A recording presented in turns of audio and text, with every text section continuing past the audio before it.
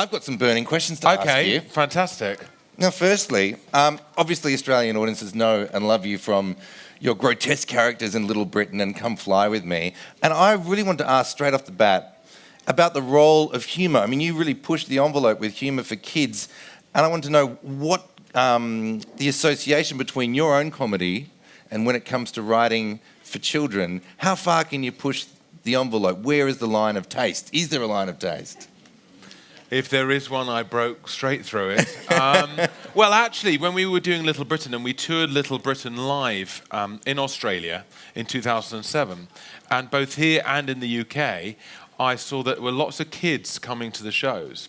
And then I talked to them in the signing queue afterwards, and they say, I really enjoyed the show, but my mum and dad don't let me watch the Bitty sketch, which luckily you don't understand what that is.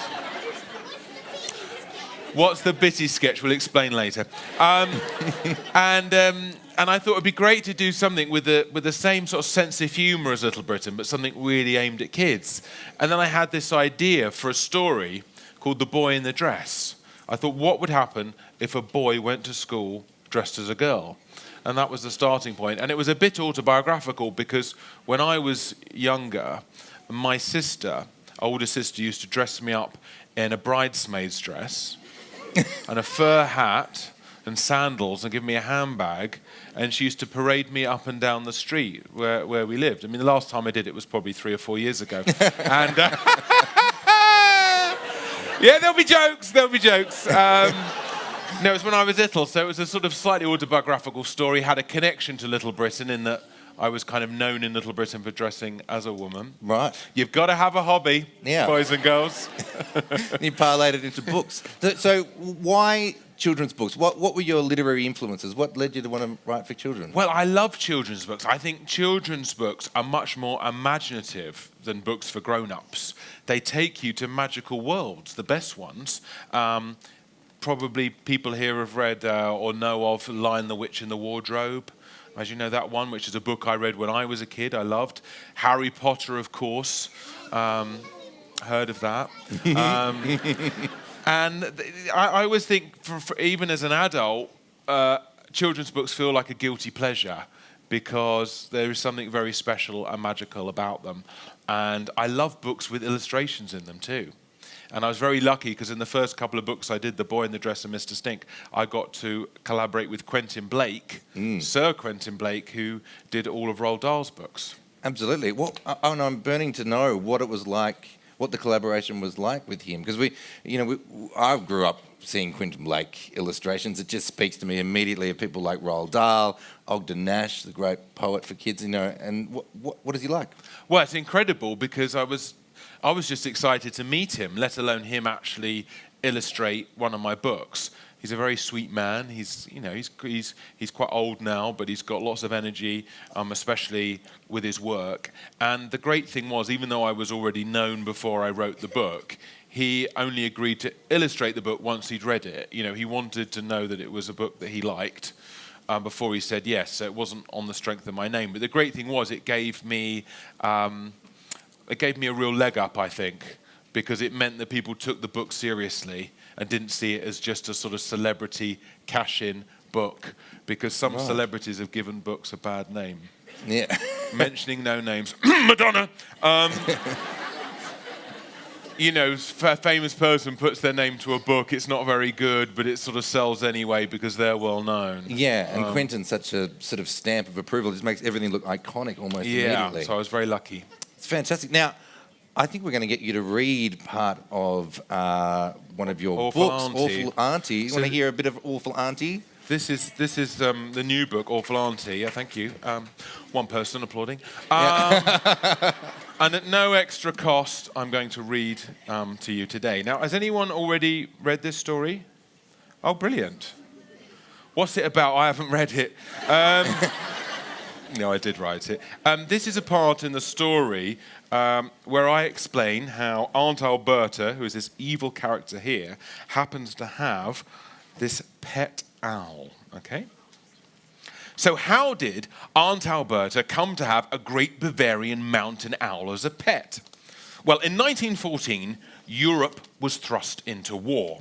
Alberta's brother Chester joined the army as an officer and was awarded a chestful of medals for his bravery on the battlefields of France. Meanwhile, his sister also enlisted and found herself fighting in the forests of Bavaria as a machine gunner. Unusually for someone who was British, she chose to fight on the German side. Alberta's only reason was that she preferred the German uniforms. She felt she looked smoking hot in one of the German army's spiked helmets called Pickelhauben. One thing she had often done as a child was to steal rare birds' eggs. We've all done it. Alberta knew that the great Bavarian mountain owl was one of the rarest birds in the world. So when she spotted one nesting in the forest where she was posted, she climbed the tree and stole the egg out of its nest. Then she sat on it until it hatched and named the little owlet Wagner, after her favorite German composer. The war ended soon after. Alberta had been fighting for the losing side, and the prospect of being sent to a prisoner of war camp did not appeal. So she stole a Zeppelin, one of the huge German military airships. With the little owlet Wagner safely under her arm, she took to the air. At first, all went well. She piloted the Zeppelin hundreds of miles over mainland Europe. However, while flying over the English Channel, with the white cliffs of Dover in sight, disaster struck. The metal spike on her helmet burst the huge gas cell above her.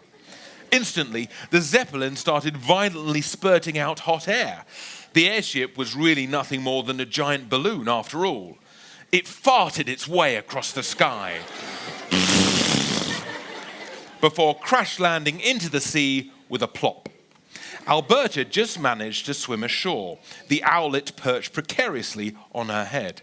Once safely back home, she began training the bird. Wagner never knew his real owl parents, but quickly accepted Alberta as his mother. Indeed, the woman would feed the owlet live worms and spiders from her mouth, passing them from lip to bill. We've all done it. As Wagner grew, so did the treats. Soon she would feed him mice and sparrows she had caught in traps. Food became a reward, and over time, Alberta had taught her owl a number of impressive tricks. Fetching her slippers, flying a loop-the-loop, aerial reconnaissance, dive-bombing children's kites, stealing old ladies' knickers from washing lines, dropping stink bombs from the air at the village summer fete, delivering a parcel within a 100-mile radius, duetting with her on her favourite German opera arias. This was painful to listen to, as Aunt Alberta was an even worse singer than the owl. To use a special owl urinal when having an owl pee, to swoop on kittens and devour them in one gulp, bones and all, and finally to make an apple strudel. Owling, owlery, owlcraft, owlistry, owlography, owlosophy, call it what you will, Alberta became an expert. Soon she and her beloved Wagner became famous in owling circles. They even started doing photo shoots for specialist bird of prey publications, such as My Owl, Just Owls, Owls, Owls, Owls, Owls Only, Mature Owls, and Owling Monthly, the magazine for owls and their admirers. Once, they even appeared together on the cover of Twit Woo, very much the Hello magazine of the owl world. Inside, there were 12 pages of At Home with photographs and a lengthy interview where they talked about how they had met and their hopes for the future together. Of course, Wagner's answers were all in squawks. Alberta and Wagner. Wagner and Alberta. It was a very close relationship. The pair travelled everywhere together on Alberta's motorcycle, with Wagner in the sidecar. Both had matching leather flying helmets and goggles. What was more unusual still was that Alberta and Wagner shared a bed, and they even had baths together. It wasn't natural, it wasn't right, and it definitely couldn't be hygienic, especially not for the owl. Thank you. There we go.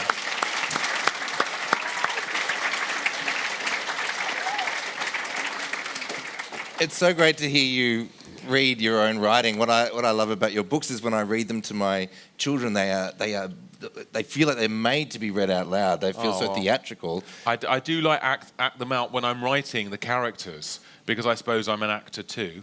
I don't know if you've seen me on TV, but I'm not sure. But so I actually really enjoy acting out the characters, and that's how I came to writing, really, because when you're writing something like Little Britain, and as you know, doing comedy, you do tend to act it out before you put it on the page. Yeah, oh, it's fantastic. Hey, going back to the illustrations, we were talking about Quentin Blake. You also more recently been working with Tony Ross. Yeah, who's a fantastic illustrator. Also illustrated some Roald Dahl books back in the day, and Quentin is in his 80s, and he was starting to get very choosy about what he wanted to do, and he said he couldn't keep up with the pace that I was writing them, and he said, I'd like Tony to do them now, and it's been a very seamless transition. It's worked very well. Yeah, fantastic. How long from go to woe does it take someone like Tony to illustrate one of your books? It depends how close to the deadline I deliver the story, because he can work quite fast if we have to. But normally he'll take a couple of months. But the great thing about the illustrators are, and talking to Quentin and Tony, not only do they obviously do the drawings, they choose what drawings to do, what moments to illustrate. And it's actually very clever talking to them, like Quentin Blake was talking about illustrating Matilda, and the character of Miss Trunchbull was about to hit a child, and he said the best moment was just before Miss Trunchbull hit the child. You know, he really thinks about what's going to have the most impact. Yeah. Terrifying character too, that character. Brilliant, yeah.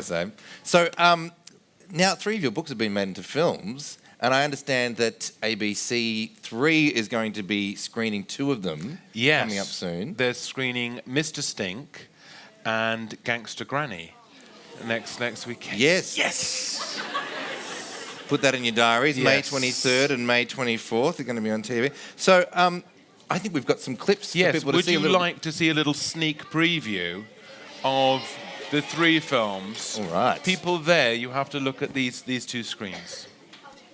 Don't forget to smile, everybody. Eyes and teeth. Just your face. Just your face. Hello, by the way. What's your name? Stink. Mr. Stink. You believe the Home should be invited by everyone to live in their garden sheds. Perfect. It's the Prime Minister. My team have been working on a campaign for you to spearhead. You're going to love this. What on earth do you think you're doing? Duh, I am having a bath. It's going to be the best Christmas ever. Can you come and get me on board? This isn't a good time. Ben's granny has a secret. There is more to her than meets the eye. You're a gangster. I'm gonna jack your eyes for shizzle. It's her last big job. To steal the blooming crown jewels. Are you ready to rumble? Rock and roll. I have you now. I'm Dennis. I live in an ordinary house in an ordinary town, but I feel different.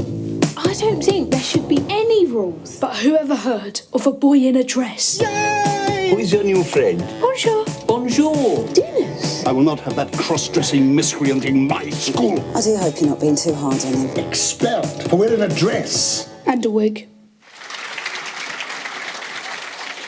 Now you appear in the film adaptations of your own books. Do you pick and choose the characters you want to play? Yes, I do. I quite fancied playing the Prime Minister, which I enjoy doing. And there's some younger people in the UK who think I really am the Prime Minister, because I saw him as the Prime Minister of Mr. Stink. And then I play a ballroom dancing obsessed dad in Gangster Granny. And the joke was that the mum and dad really want their child Ben, he wants to be a plumber, but they really want him to be a ballroom dancer. And then in The Boy in the Dress, I play the referee in the football match. But that also had Kate Moss, the international supermodel, making an appearance, and Robbie Williams also makes an appearance in Gangster Granny. And of all of your books that are yet to be committed to film, what's your favourite character? Who are you burning to bring to the screen? Well, I think villains always make good characters. Who here is into writing stories? Do you write stories at school? Yeah, lots of you. Well, one of the best things you can have in a story is a good villain, because the thing about villains is that they make the story happen. And in the UK, I'm a judge on a show called Britain's Got Talent. and we had this man come on Britain's Got Talent as a contestant, and he had dark glasses and false teeth, and he sort of wheezed like that. And we said, "What's your act?" And he goes, "I'm going to eat live cockroaches." And he got out this brown paper bag that was moving, and he started eating these cockroaches, and he got buzzed off immediately. But it got me thinking. I thought, okay, he eats live cockroaches. What else might he do? Would he, in fact, turn rats into burgers, which is what your incredible costume is today? I didn't know if you got the memo, but it wasn't fancy dress, but thank you. You look great. It's brilliant, brilliant. And so, yeah, you get ideas from all kinds of places. It's just about keeping your eyes and ears open. But yes, I think he'd be a great character to bring to the screen, Bert, because he's really frightening character. Yeah. He's blind, but he still drives a burger van. And he boasts that he's only killed 37 people in the 20 years he's been driving. That's good odds.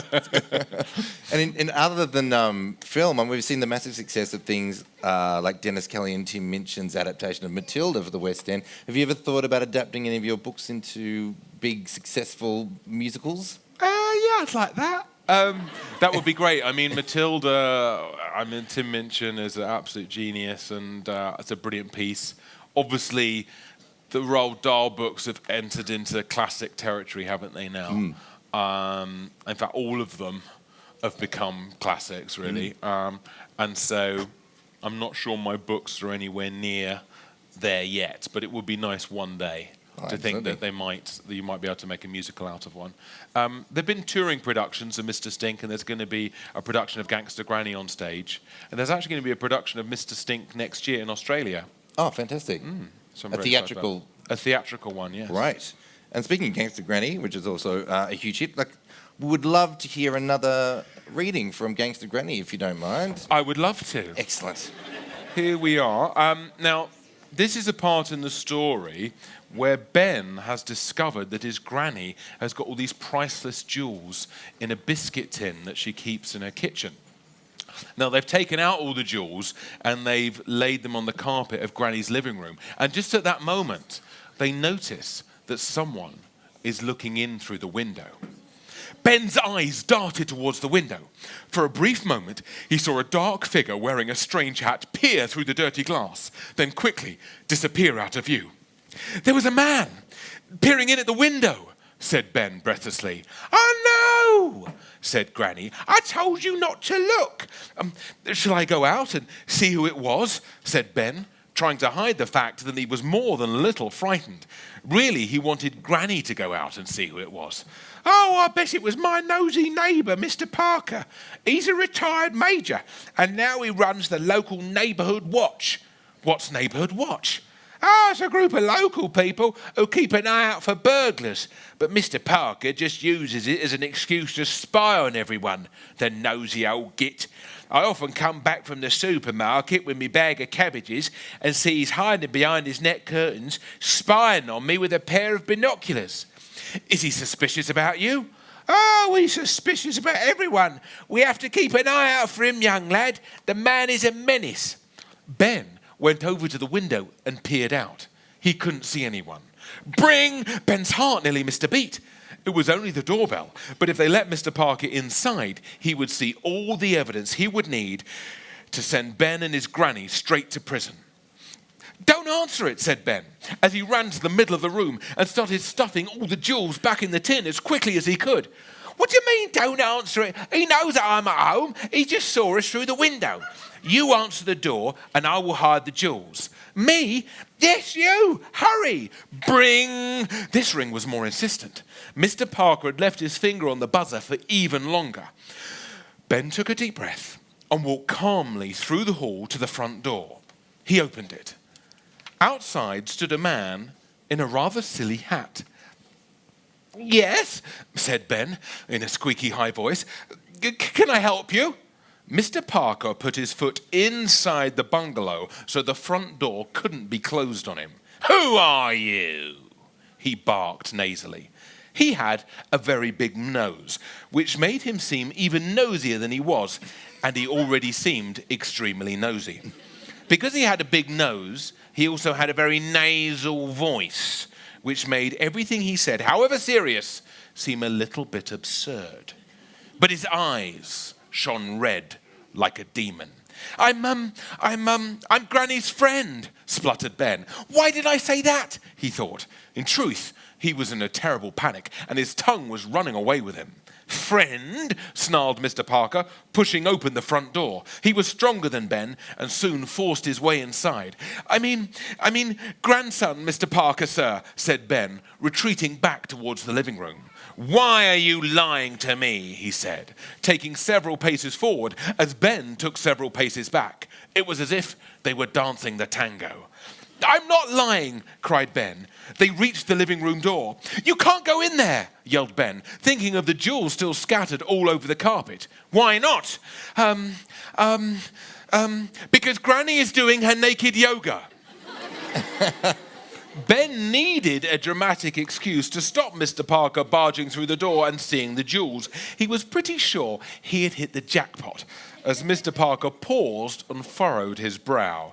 Sadly, the nosy neighbour was not convinced. Naked yoga, a likely story. I need to talk to your grandmother right away. Now get out of my way, you nasty little worm of a boy, he said as he shoved the boy aside and opened the living room door. Granny must have heard Ben through the door because when Mr. Parker burst into the room, she was standing in her bra and knickers in tree pose. Mr. Parker, do you mind? Said Granny in mock horror that he had seen her in a state of undress. Mr. Parker's eyes spun around the room. He didn't know where to look, so he fixed his glare on the now bare carpet. Excuse me, madam, but I need to ask you, where are those jewels I saw a moment ago? Ben spied the biscuit tin that Granny kept the jewels in, poking out from behind the sofa. He edged it out of view with his foot. What jewels, Mr. Parker? Have you been spying on me again? Well, I had good reason. I was suspicious when I saw a young gentleman enter your property. And as head of Neighbourhood Watch, I must report anything suspicious I see to the police. I've got a good mind to report you to the police, Mr. Parker, said Ben. Granny looked at him curiously. Whatever for? Mr. Parker's eyes narrowed. They were now so red, it was like there was a fire in his brain. For spying on old ladies in their underwear, said Ben triumphantly. Granny winked at him. She was fully clothed when I looked through the window. Oh, that's what they all say, said Granny. There we are, thank you.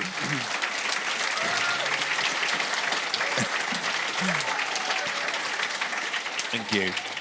Now, it's interesting you read that chapter. My favourite book to read to my little kids is The Slightly Annoying Elephant. And has anyone read The Slightly Annoying Elephant? Fantastic. It's such a great book. My kids innately understand that elephant is annoying, that it stepped over the bounds of hospitality. And when I asked them if they think the elephant really raced really won the Tour de France, my little daughter said, I don't think he even entered. So she knows. And there seems to be a theme running with unwanted house guests and irritating relatives. Yes. Is there something traumatic from your past that inspired this? I don't know. I suppose it's quite a British thing, isn't it? Embarrassment and, not being able to turf someone out when they're being annoying. So you sort of put up with it in Britain because you'd want to be polite. Yeah, you're trapped by your own politeness. Yeah, so I think maybe that's quite a British thing. But I also like to include the Queen. The Queen's in Gangster Granny. Because I was actually stuck on the story. Ben and Granny were in the Tower of London and they're about to steal the crown jewels, which is the crown, obviously, and the sceptre and the orb. And I thought, who's the worst person they could bump into? And I thought, the Queen. And it's a real pleasure putting the Queen into the books. And she's actually in Roald Dahl's The BFG. And because she's been Queen for so long, you can use her as a dramatic character. And the great thing is, don't have to pay her a penny. But I would like to know whether she knows she's in the book or whether she cares. I don't know. Hanky, can you find that out? I don't know because I've met the Queen a couple of times. Yeah, I met the Queen. And you're not allowed to ask her a question. You're told before you're not allowed to ask her a question, which makes conversation quite hard, as you can imagine. So you have to wait for her to ask you a question. Right. And I hosted this thing called the Raw Variety Performance, and she comes on stage afterwards and greets all the performers. And all I could think of saying was, I went, "Oh, thanks for coming." Because, she's the queen and she has to come. It's very tough talking to her. I think it's quite a good technique. It means you don't have to reveal anything about yourself. You just say that. You just have to make statements then. Yeah. But she asked One Direction a question, because One Direction were on stage also in this show. And she said, "Do you always work together?" I was like, "Yeah." "Yeah, we're a band. We're called One Direction." Oh, that's sweet. She's obviously not a directioner, is she? No. Now, I wanted to ask you this as well. When you conceive of a story, do you feel like you have an overwhelming kind of philosophy that goes through all of your books? Do you want children to walk away with any particular message? Do you have a? Well, there's different messages. Yeah, definitely. I mean, Mr. Stink as a story, it's the starting point of the story for me was, can you love the smelliest person in the world? And but it's really also about giving a homeless person a home, and I think it's almost a political book, but one for kids. So that's definitely, I think, got a strong message in. And The Boy in the Dress, it's quite a challenging subject for some people.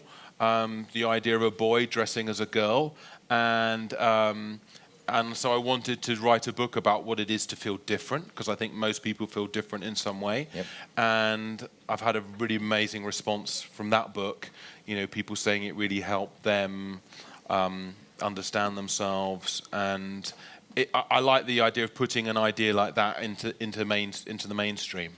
Yeah, and I think a lot of stuff I get is the underestimating people, or people kind of having the ability to surprise. You kind of peg an auntie or a grandmother as being one thing, but there's a richness behind it. Yeah, well, Gangster Granny was really inspired.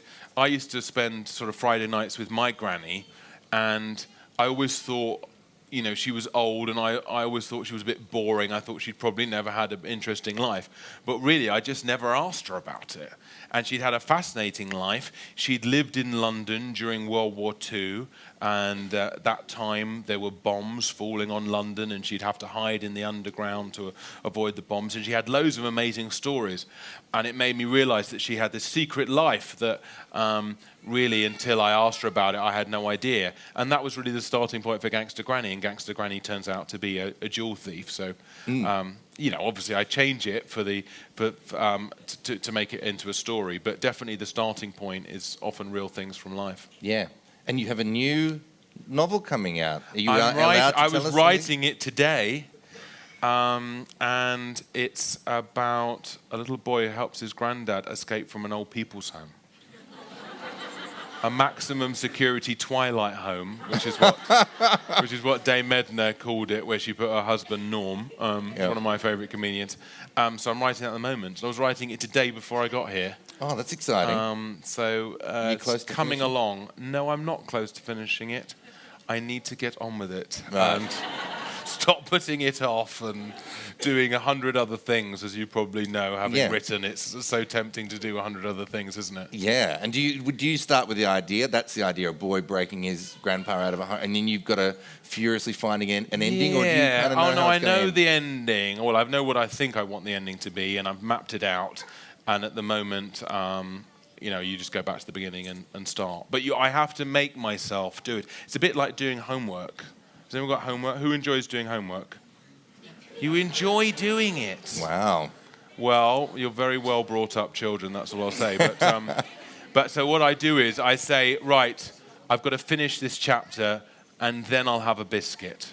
Or I say, I'll finish this chapter and then I can go to the toilet. I have to say, otherwise it doesn't get done. Yeah, and do you have publishers down the line hassling you, or do they leave you alone? Or well, yes, they're desperate. They just make sure that I write a book that can be out for Christmas. Yes.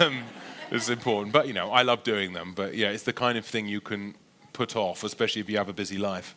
Oh, brilliant. Now, I think it's time to get some questions from our folks gathered on the floor. And we should say, it's quite exciting, that we've got 3 goodie bags.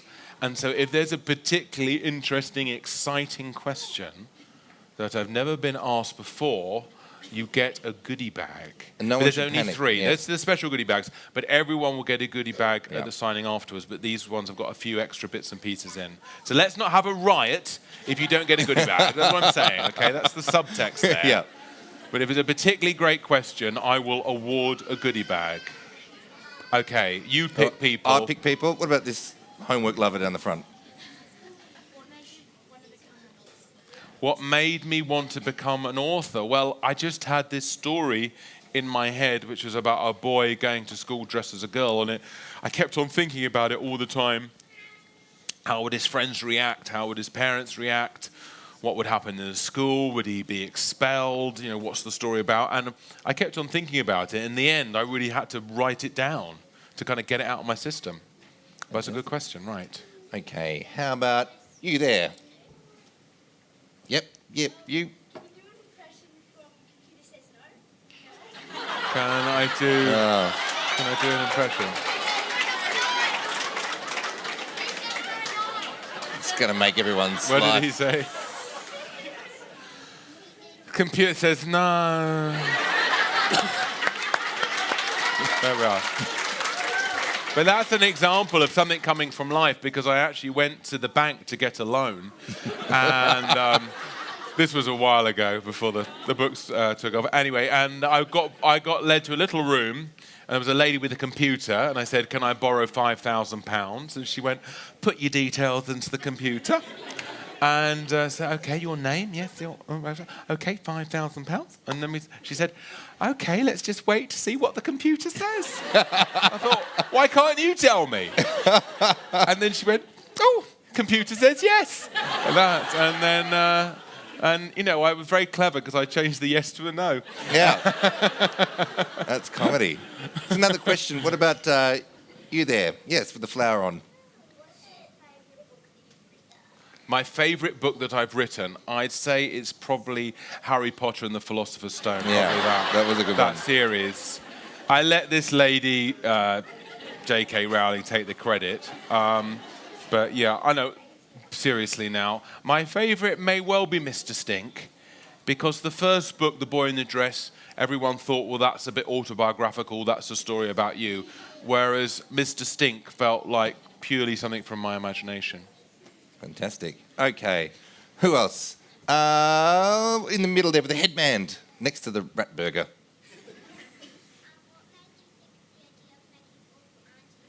What made me think of the idea of Awful Auntie? Well, Awful Auntie, if you've read it, it's quite different to my other books because it's set in the 1930s.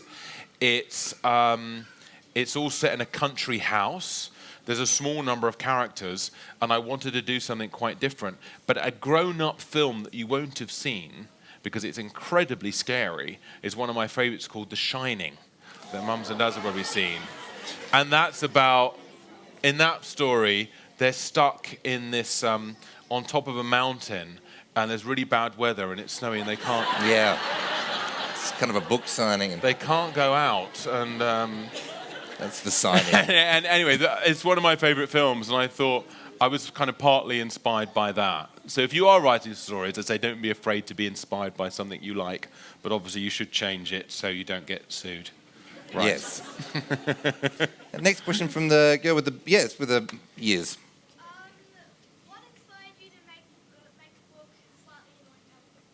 What inspired me to write The Slightly Annoying Elephant? Well, I always thought in this story, this child, Sam, he goes to the zoo and he fills out an adopt an elephant form. I don't know if anyone's ever done that. You know, sometimes they ask you to do that and you give so many dollars. You can adopt a road in Australia. Oh, what, sorry? You can adopt a road really? in Australia. But it won't turn up, obviously. Don't fancy that. But then I thought, what if the elephant actually turned up at your house one day and said, well, you adopted me and this is now, you know, where I'm going to live. And so that was really the starting point. But good question. No goodie bags yet. Well, let's see if we've got some... I've got a feeling one's going to come soon. Over here with the gold stripe. If you could be one of your characters in your stories, who would you If I could be one of the characters in my stories, who would it be? I think that's a goody bag question. Oh, yep. That's a goody bag question. Well done. Good question. Well done. Well done. There we go. Who would I be? I think I'd be Billionaire Boy. And then I'd have a water slide from my bedroom down into a swimming pool. I'd have an orangutan butler. And I'd have a solid gold car. Yeah. You can't drive it, but it's made of gold. So I think that would be a fun character to be. Who's this? Let's hear from... What about someone right at the back there? You stretching... Yes.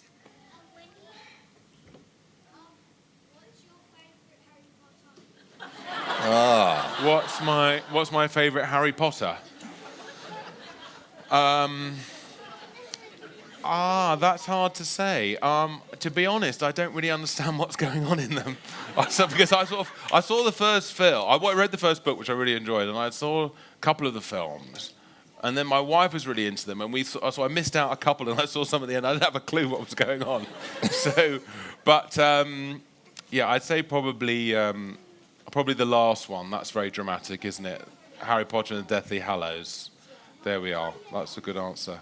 But I've been lucky enough to meet J.K. Rowling, and said to her, she was lovely, and I said to her, oh, by the way, well done on that Harry Potter thing, like that. And she went, yeah, cheers. She's a lovely lady, very, very funny, and she's incredibly generous as well. She wrote a book for Comic Relief.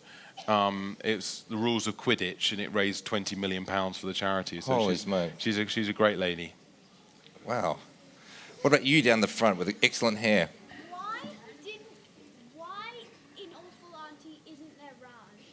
Why does Raj not appear in Awful Auntie? Well, because it's set in the 1930s, actually before Raj was born. But what I did was, at the very back of the book, I included a letter of complaint, as you can see there, from Raj, moaning that he's not in the book. So I thought for fans of Raj, they have a little bit of Raj, but he's a great character, Raj, because he's not a parent, he's not a teacher, but he's a grown-up who can be a friend to kids. So it's quite useful to have a character like that, and I rather like that he's been in all the stories. Was that conscious to bring him back all the time, or you just enjoyed writing him? I just put him in the second book, and then I thought, oh, actually, this is working quite well, and I just kind of carried on. Yep. Maybe it's just laziness not inventing new characters. The boy in the cap. Why does in Gangster Grandma, why does the grandma have to die at the end from cancer?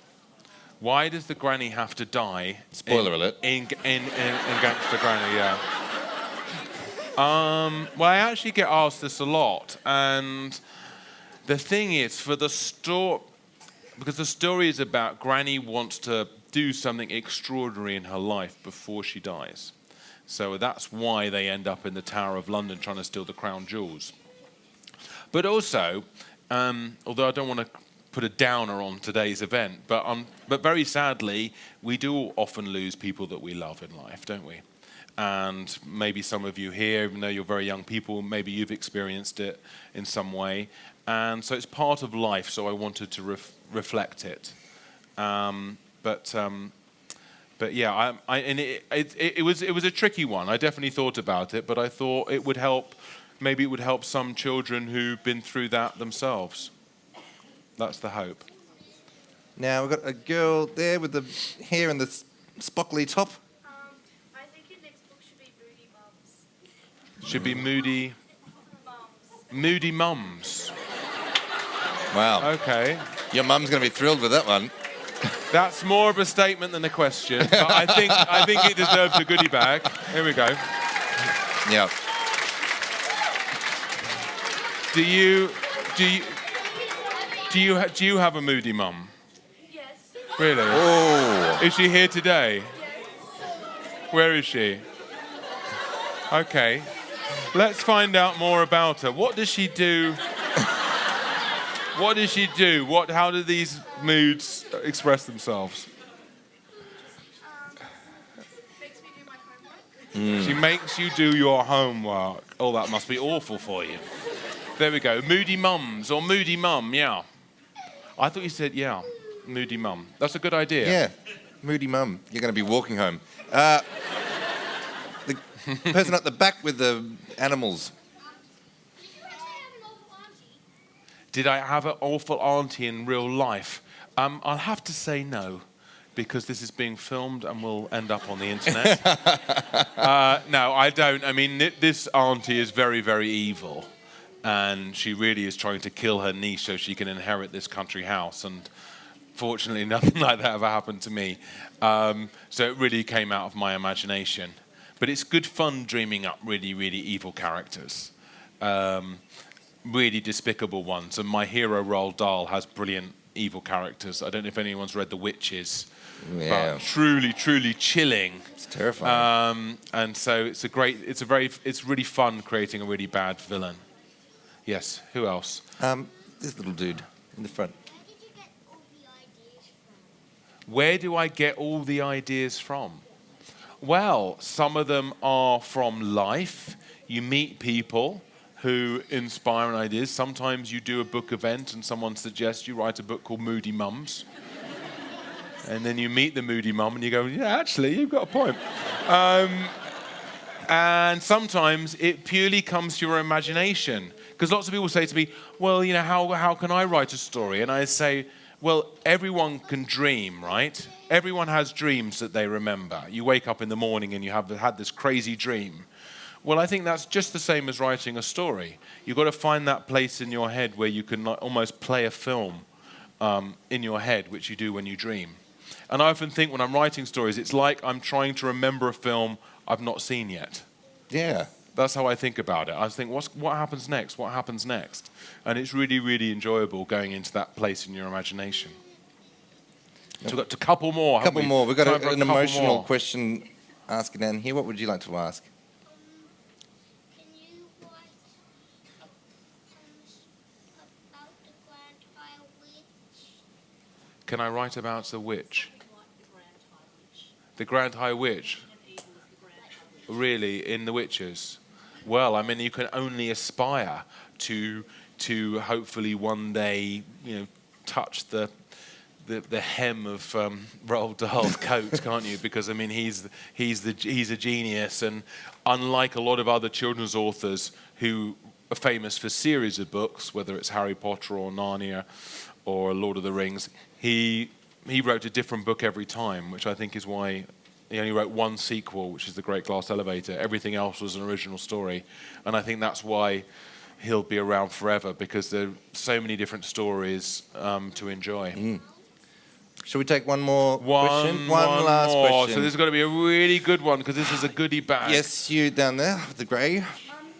Where did you get the idea of naked yoga? Because it wasn't so pleasant. Then the idea for naked yoga. Well, I was picturing an old lady doing naked yoga. I don't know exactly. I think I just thought it'd be funny. I just thought it would be a funny thing for a granny to be doing yoga in her underwear, and it's certainly fun when we saw the illustrations. But anyway, very good question. Please collect your goodie bag. There you go. Well done. Well done. Now, would you please thank David for coming and talking with us tonight? Thank you, Eddie, for hosting it. Oh, Fantastic. it's a pleasure. Thank you. Thank you very much. Good go. Thank you.